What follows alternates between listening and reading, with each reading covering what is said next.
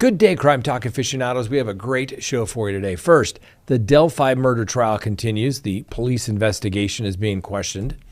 The 14-year-old who received a life sentence for killing her mom, guess what? The judge said her attorneys could have done a little better, but no new trial. When this woman says, if you come home, you'll be dead, she meant it. Is pretending to be a dentist a trend? I don't know. Seems like we have a lot of dentist cases these days. Another mother of the year, and guess what? The victims want the death penalty. This day in legal history and our dumb criminal of the day. Let's talk about it. All right, lawyer. Good day, everyone. My name is Scott Reich, and this is Crime Talk. You know the drill. Subscribe if you haven't, like if you do, leave me a comment below, hit the bell for notifications. And yes, you can check us out on any of your favorite podcasting apps. Now, once again, before we get started, let's talk about CrimeTalkSearch.com. You people are crushing it. People are signing up for this, okay? When you sign up at CrimeTalkSearch.com for that background subscription service, which you can cancel at any time, you are allowed to do as many background searches on anyone here in the United States. And the beautiful thing is you get a report literally prepared while you wait, sent to you, and you can even get updates sent to you if information changes. And you're going to get information about their background, their social media content, emails, right? I think it's always interesting when you find that somebody has 6 emails and their spouse doesn't know anything about those. Oh, that's right, because they're for the dating sites. Yes, that's true. Go check it out. You're going to find out if they have a criminal history. Do they have liens? Do they have judgments? Are they on one of those public registries? Check out CrimeTalkSearch.com and find out. You're going to be happy that you did. All right, let's go ahead and open the record for October 24th, 2024. And first on the docket, the Delphi homicide trial. That's right, things are actually getting a little interesting. So it's been more than 7 years now since the bodies of Abby Williams and Libby German were found near the Monon High Bridge there in Delphi, Indiana. And Richard Allen, the man accused of killing the 2 teenagers, is standing trial and is now in the 6th day of trial. So the trial began on Friday, October 18th. And now 16 Allen County residents have been selected to serve on the jury. 12 of those jurors, 8 women and 4 men, began the trial as jurors, with 4 serving as alternates, another 2 men and 2 women as the alternates in this case. So at the trial today, we had the former Delphi police chief and the current investigator for the Carroll County Prosecutor's Office, Steve Mullins. He returned to the stand and he said that he was called by the sheriff, specifically Sheriff Liggett, on November 21st, 2022, about Dolan's report on Allen. Dolan was another investigator. Now, Mullins said that he found Allen had a 2006 Ford F-250 and a 2016 black Ford Focus. Mullins said that he checked the video from the Hoosier Harvest store to see if he could see and find Allen's car there. Mullins said that when he went to the CVS where Allen worked to take the picture of his license plate, Mullins said in the review of the video of the Hoosier Harvest store, he saw Allen's car pull in at 1:27 p.m. on February 13th of 2017. Mullins also clarified that it was his opinion that it was Allen's car based upon the facts of the size of the car, color, shape, etc. Now, the jury was shown frame-by-frame video showing the vehicle that passed by the Hoosier Harvest store. You can't see the license plate or who the driver is in that video. Well, Mullins pointed out some of the features that led him to believe that it was Allen's car in the video. The hatchback profile, for example, taillights on the bumper, the black sport type rims with distinctive spokes, and Mullins also said that the arrival matches when Allen told investigators that he had arrived. Now, Mullins said that on October 13th of 2022, he drove to Allen's home and spoke to Allen at his home with the sheriff. Mullins said that they told Allen that he wasn't under arrest, right? The significance of that is you don't need to read him their Miranda rights. Anyway, Mullins said that he took Allen to the police station with Allen's consent in an unmarked police car. And then he said then he said that he read Allen his Miranda rights at this point. Officers being overly protective, right? If you're not in custody, if you're free to leave at any time, You don't necessarily need to advise somebody of the Miranda rights. But if you get to the end of the interview and you want to arrest them, at least you know you've got a good statement there. So anyway, according to Investigator Mullen, Allen said he went to his mother's house in Peru, Indiana on February 13th of 2017. He said he left his mother's house at 11 a.m. and then got his jacket and went to the trails. Allen allegedly told Mullins that he passed 3 girls and was looking at a stock ticker on his phone when walking towards the Murd High Bridge. Mullins said that Allen said that he arrived at the trail by noon and left by 1:30. Mullins said Allen claimed he went to the first platform of the bridge and looked at fish. Allen allegedly told Mullins that he saw the girls near the start of the trail and they passed him going to the opposite direction as he walked towards the Murd High Bridge. Now, Mullins said Allen told him he was driving his Ford Focus, the 2016 version. Anyway, Mullins also said that Allen told him he was on the trail for about an hour.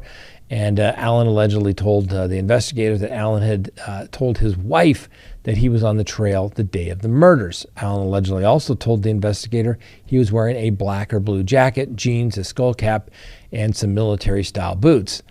Now, Mullins said that Allen originally agreed to show investigators his phone, but then he changed his mind. Allen got irritated and left the room. Mullins said that he showed Allen a picture of the bridge guy and asked Allen if that was him in the picture. Allen apparently answered, "That's strange." He said Allen says if the picture was taken with the girl's camera, there was no way it could be him. Anyway, Mullins said he took Allen home and then applied for a search warrant. On cross-examination, Bradley Rozzi asked the investigator that first that obviously Richard Allen came forward. He agreed. He told you he was on his way to the grocery store. Yes. Dolan said that he didn't remember, but that was possible. And Rozzi also asked him to confirm that Allen said he was on the trail between 1:30 and 3:30 p.m. Dolan said yes. Do you know how long he was there? He asked. Dolan said he interpreted Allen's statement to mean he was on the trail the whole time based upon the interview. There was nothing that struck you as unusual, was there, about the interview? The investigator said no. There was nothing that would have led him to report Allen to law enforcement. Now, Dolan said there was the part that stood out to him was Allen saying he was on his phone on the trail. And Rozzi said that Dolan said nothing stood out during his deposition. He asked him if he was suggesting Allen was using an alias. When he asked again, the prosecutor objected. Now, Mr. Rozzi then asked Mr. Dolan, said that Dolan did not ask Allen what he was wearing or what Allen was driving. Dolan admitted that was correct. Now, Dolan said he was confident that Allen parked at the old building, and Rozzi asked him if someone can register for a fishing license or someone else can. He said yes. Rozzi asked him if there were several references to previous licenses being held by Mr. Allen, correct? And he was 5 feet 6 inches tall. Yes. Rozzi then said during their deposition, said that he didn't think Allen was trying to be deceptive with the license information. The investigator agreed. The investigator said that he went to the crime scene multiple times, including early on, and the investigator said his first time was on February 17th when he saw the sticks and branches piled up at the crime scene. He said the sticks had blood on them, but the crime scene had been released, which meant that the crime scene tape was up, but it wasn't secured. Anyway, Dolan said that he called the investigative center to report the sticks with blood, and someone came and got the sticks. Now, Rozzi asked if he saw any deer stands in the area, and Dolan said that, in fact, he did. Rozzi asked if it was unusual to find an unspent shell casing in the woods, and he asked if Dolan told him it was not unusual during his deposition. Dolan said that's correct. Now, Rozzi asked if the Sig Sauer was a popular gun maker and Smith & Wesson ammunition was popular, and Dolan also had to agree with him because it is. And then Rozzi asked Mr. Dolan if he was able to find the IP address, email, and credit cards used to purchase Allen's fishing license. And he said yes, it was, and it was paid for with Allen's credit card, but he didn't know what the username was. Rozzi asked if the investigator looked at what was on Allen's phone, and he said no, he just asked Allen for his phone ID number. He says, you don't know he was manipulating anything or anything along those lines, do you? The investigator responded, no. So, defense scores a couple of points in my humble opinion. We'll see if it matters in the long run. Now, Dolan did say that the interview that he had with Allen lasted about 10 minutes and it wasn't recorded. Dolan also had to admit that he took notes during that, and he was asked if the phone numbers and driver's license numbers. Dolan also stated that he asked for the phone number and the driver's license numbers for Richard Allen, and that would mean the state had Richard Allen's information within 4 days of the murder. Now, the jury was shown Dolan's notes and Allen's driver's license pictures, along with a lead sheet from Dolan's interview. Now, Dolan said back in September of 2022, he received a call from Steve Mullen, the sheriff, asking if he remembered talking with Richard Allen. Dolan said that he did more research and found Richard Allen's fishing license information. He told the jury that on April 1st of 2017, Allen changed his height on his fishing license from 5'4" to 5'6", and decreased his weight. Now, Dolan also said that that stuck out to him because it was an uncommon thing to increase your height by 2 inches. The prosecutors asked Mr. Dolan to identify Mr. Allen in the courtroom. And then the jury also heard today from Kathy Shank. She was the volunteer file clerk who found Allen's file. So during her testimony, it came out that, to your knowledge, that Mr. Allen came forward to assist investigators, and she agreed. The state objected along the lines that this was a whole lot of speculation. Anyway, the defense attorney's cross also included asking Ms. Shank if she knew if the information was in the file was accurate. And she said she had no idea. She was just the file clerk who found it. Baldwin also asked her that there's no Richard Allen Whiteman, which is the name on the file. Shank said it wasn't me who wrote Richard Allen Whiteman on the file. Baldwin asked Shank if details were accurate and those matters to her, and obviously she said they did. Now, Ms. Baldwin then asked many people reported seeing someone who looked like the picture of the bridge guy.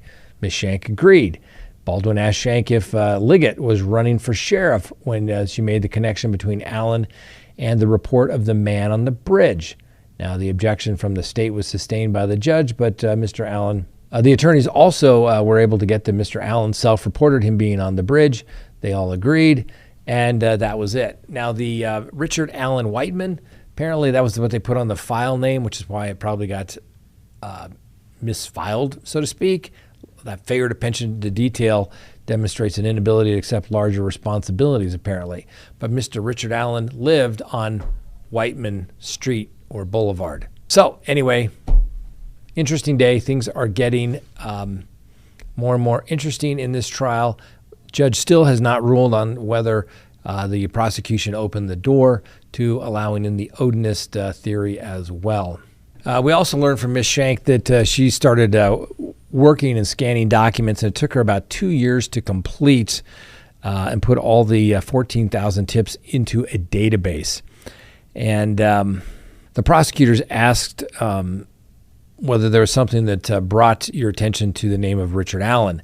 Apparently, this was the first time Richard Allen's name had been mentioned since opening statements back on October 18th. Anyway, Ms. Shank said that she found a lead sheet in a box, and this sheet said that on February 16th of 2017, Richard Allen Whiteman had self-reported being on the trail between 1:30 and 3:30 on the day that Abby and Libby went missing. Shank said that she remembered seeing another tip that a man had been on the trail, and Shank said she compared the tip to the file that had Richard Allen's name on it, and Shank said she didn't know how the tip or lead sheet had gotten into this particular box.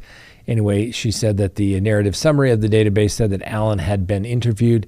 The file had been viewed as cleared on it, and it had a green mark that indicated it was cleared. Shank said she took the file to Liggett.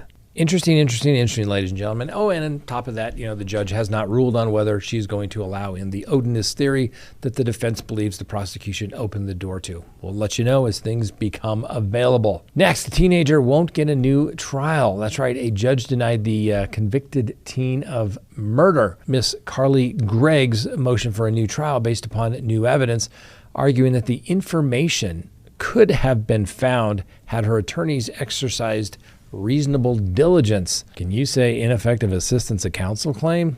That's right. Anyway, Miss Gregg, who's now 15, was sentenced to life in prison without parole after a jury found her guilty of murdering her mother and trying to kill her stepfather when she was just 14 years old.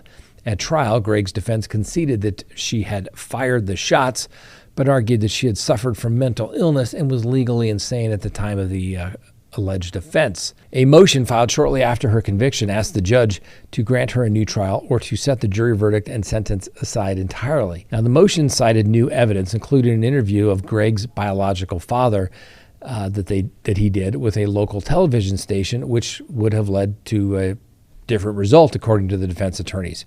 But the judge denied the motion, saying he didn't see any evidence that her father's statement would have led to a different verdict, but that the defense could have found that interview sooner had it exercised reasonable diligence. Now, Greg was not allowed to call her grandmother and her uncle to the stand due to a previous ruling, which the defense referred to as radical sanctions in its motion. The judge clarified his reasoning behind barring those witnesses because of repeated requests for discovery that the defense refused to turn over the substance of the witness's testimony.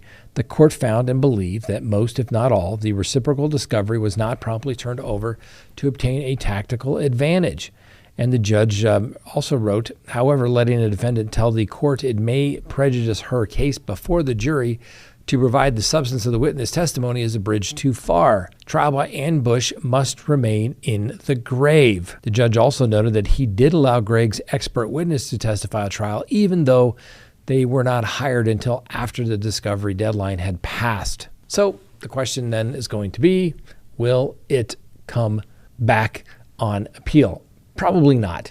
That interview probably would not have made much of a difference. The rules of discovery have to apply equally, right? If the prosecution should have evidence kept out at trial because they don't turn it over in a timely manner, the rules also apply to the defense. Now, the prosecution usually says, well, judge, the remedy is a continuance by the defendant, so therefore there wouldn't be any prejudice. But most judges will say, well, they shouldn't have to ask for a continuance because you didn't do your job, Mr. Prosecutor. Something to think about. Next on the docket, when this woman says don't come back or you're dead, she means it. A 31-year-old woman in Mississippi will spend the next couple of decades in prison for killing her boyfriend after she fatally shot him when he came back to their house with McDonald's for her and her children, following an argument in which she warned him he would be dead if he returned. Now, that's an argument, ladies and gentlemen. Anyway, after being found guilty last week of an imperfect self-defense manslaughter in the shooting death of her boyfriend, the judge in the case sentenced Alexandria Grist to 20 years in the state pen.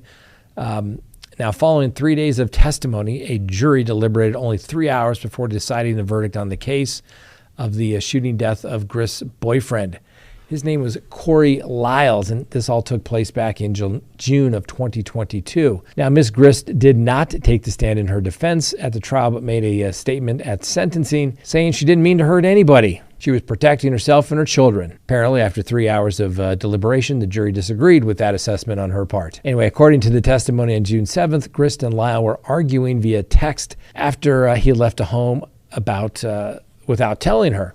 Grist sent a message to Lyles that if he came home, he would be dead. She retrieved a 9mm firearm from her sock drawer and waited for him to pull up, where they continued to argue. She said that she only wanted to warn him and make him leave the property. Anyway, but Miss Grist told investigators that Lyle was angry and was aggressively coming at her, and she said she fired 3 warning shots, but Lyles didn't stop advancing. And then she shot him in the upper left chest through a window through the door. Now, Lyle's body was found several feet away from the door, and the attorney said there was no indication that Lyles meant to harm Ms. Grist since he was returning to the house with food for Ms. Grist and her 2 kids, and remained in the vehicle for several minutes upon his return to the property. It was Ms. Grist who, the prosecutor said, came out of the house and stirred things up. It went from a heart in a text message to a bullet in the heart, the prosecutors told the jury. And the defense attorney told the jury that the state didn't present any evidence that proved his client's guilt, that his client was not in fear for her safety, and that she had been open and cooperative with the police from the start of the investigation, where she called 911 to report the shots. She told the detectives that Lyle was an MMA fighter and that she was scared and that he had hurt her before. Although no evidence of past abuse was presented during the trial. She said she didn't mean to kill him, but she did mean to shoot him. What kind of world is it if a woman can't protect herself and her children, Ms. Christ's defense attorney argued. Anyway, the judge instructed the jury that Ms. Christ could be found guilty of first-degree murder, her original charge, or guilty of imperfect self-defense manslaughter, or not guilty of either. Imperfect self-defense is when someone kills another person due to an honest but unreasonable belief that they or someone else close to them was in danger or death of great bodily injury. The 20-year sentence was the maximum that Ms. Christ could have received for the conviction. Next, what is it with fake dentists? We had fake dentists the other day. Well, guess what? There's more. A woman in Katy, Texas was arrested on Tuesday because Houston police said she had been posing as a dentist. And now Angelica Vivas is charged with 2 counts of Dentistry Act violation, a third-degree felony. And according to court records, Vivas performed a complex root canal on a woman even though she wasn't licensed as a dentist or an oral surgeon. At the court appearance, the judge said that Ms. Vivas put the woman under anesthesia several times and left her in excruciating pain. As horrifying as a root canal extraction is, it's more horrifying that she was placing people under anesthesia, the judge said. These are highly dangerous scenarios. Anytime somebody goes under anesthesia, there's always the possibility of a neurological or cardiac scenario. Anyway, the judge said anesthesia can even lead to death if something goes wrong. And according to the prosecutors, the patient also had damage to her teeth. The prosecutor said that one of the teeth that the woman was working on broke off and the root was left inside. What could possibly go wrong if you have no formal dental training? Anyway, the woman told the investigators that she suffered a tremendous amount of pain. That's the victim, obviously, and her tongue and her gum were purple. She went back to the second dentist who said that they had to perform the surgery all over again. Now, the victim has a message for everyone out there, particularly the Hispanic community, and said, warning everybody not to get carried away by something less expensive because their life could be in danger. Court documents say that Ms. Vivas also offered to perform some dental work on an undercover police officer conducting an investigation in the case.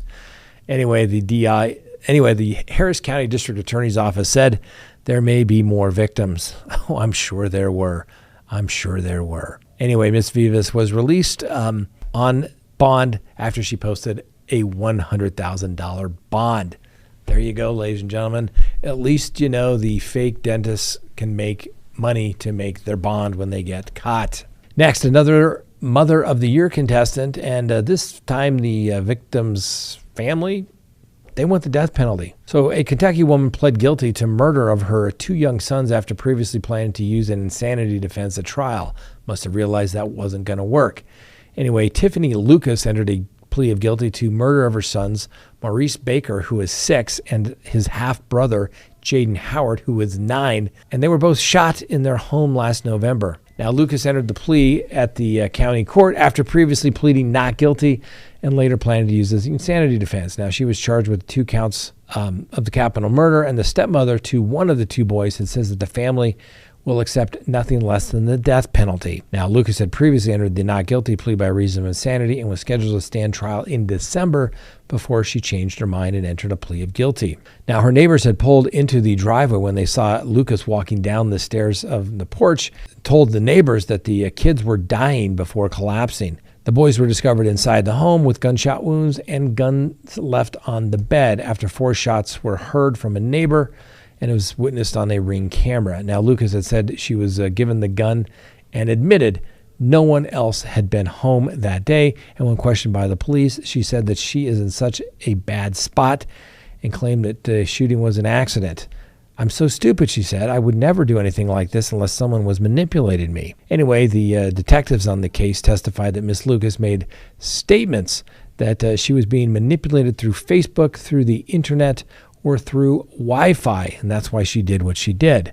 The boys were later taken to a hospital. Ultimately, they died of their wounds. Anyway, the stepmom is basically saying that we wanted them, we would have taken them in open arms, and everybody loves them, loved the kids. And they all said that if the case goes to trial, it would be a long process, but they believe that the deal for life in prison was inappropriate as they wanted the death penalty. Family decided that these were sweet little boys and they didn't deserve what happened to them. Obviously not. Anyway, capital punishment is legal in the state of Kentucky. Sentencing is scheduled for November 22nd, and the judge advised the defendant that each charge carries a sentence of between 20 to 50 years or a life sentence. Either way, doesn't really matter. She's not getting out. Next, this day in legal history. On October 24th, 1929, the U.S. stock market experienced a massive sell-off known as Black Thursday. This event marked the beginning of the Great Depression, which led to significant legal and regulatory reforms, including the creation of the Securities and Exchange Commission and other New Deal legislation to regulate financial markets and stabilize the economy.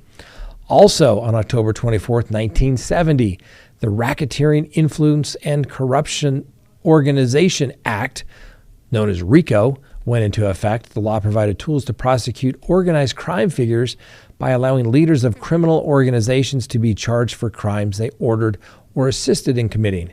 RICO has since been used in many high-profile cases, including organized crime, corporate fraud, and corruption.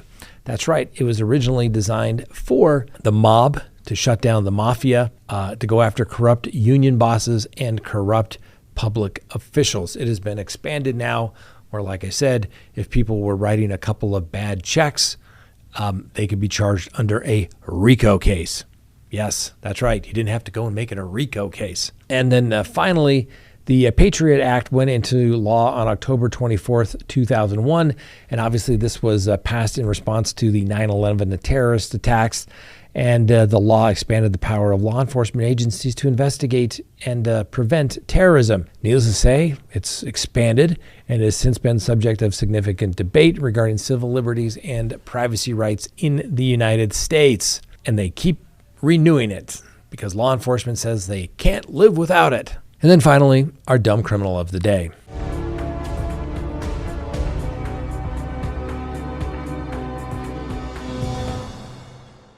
A Florida man was arrested after he allegedly shot and killed his dog because he was mad that his power hadn't been restored after Hurricane Milton, according to the Brevard County Sheriff Wayne Ivey.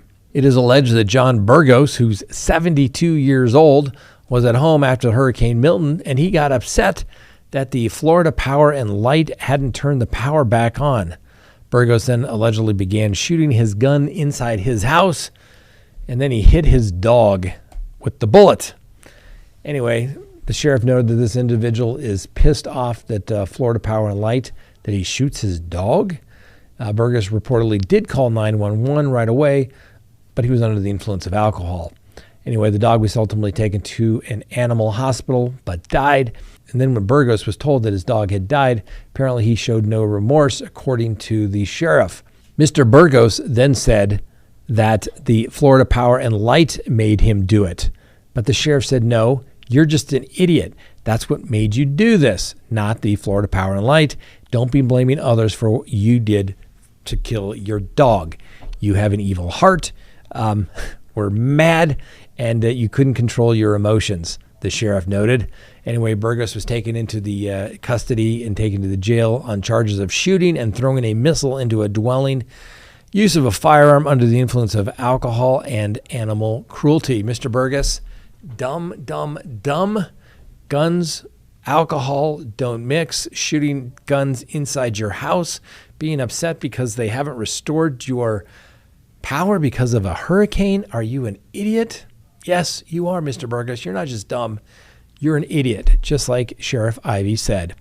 All right, that's all we have for today, everybody. Thanks for watching. We'll see you next time on Crime Talk. And remember, the Constitution matters.